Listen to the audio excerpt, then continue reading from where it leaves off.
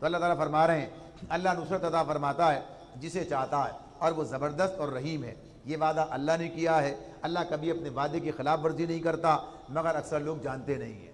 لوگ دنیا کی زندگی کا بس ظاہری پہلو جانتے ہیں۔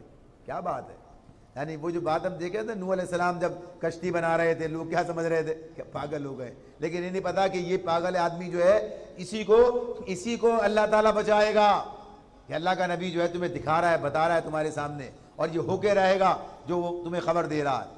تو ایسی دنیا میں لوگ سمجھتے ہیں آج یہ جو کچھ آج بھی یہ جو کچھ ہو رہا ہے آج کی دنیا میں، یہ نہ سمجھیے کہ یہ حتمی بات ہے، یہ اللہ کا قانون جو حرکت میں آ چکا ہے۔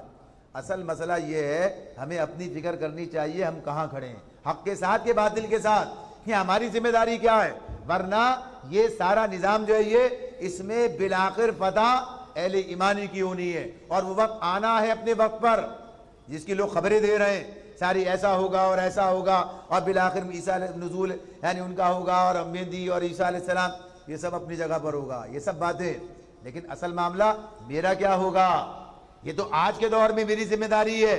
کس نے کہا ہے کہ انتظار کرو اور اسی کے اندر جو ہے یعنی اس طرح سے معطل ہو کے بیٹھ جاؤ، اپنی ذمہ داری کوئی نہیں ہے، اپنا کام ہی کوئی نہیں ہے۔ جو تمہارا میدان عمل ہے اس میدان عمل میں اس وقت جو ذمہ داری بنتی ہے وہ ادا کرو۔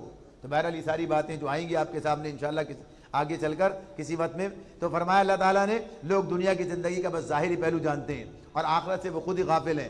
کیا انہوں نے کبھی اپنے آپ میں غور نہیں کیا؟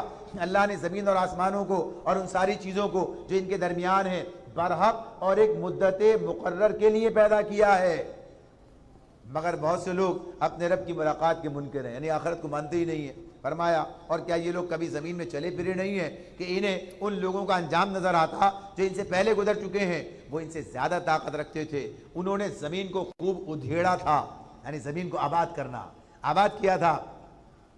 اللہ تعالیٰ فرما رہے ہیں اور اسے اتنا آباد کیا تھا جتنا انہوں نے نہیں کیا ہے۔ ان کے پاس ان کے رسول روشن نشانیاں لے کر آئے، پھر اللہ ان پر ظلم کرنے والا نہ تھا، مگر وہ خود ہی اپنے اوپر ظلم کر رہے تھے۔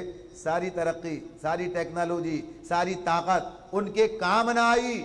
جب اللہ کا عذاب آتا ہے آدمی خود اپنے عذاب کی طرف جاتا ہے۔ تو یہ بھی آج کے جو فرعون ہیں، آج کے جو ظالم ہیں، وہ یہ سمجھ لیں کوئی چیز ان کے کام نہیں آئے گی، اللہ کا فیصلہ جب ہو جائے گا۔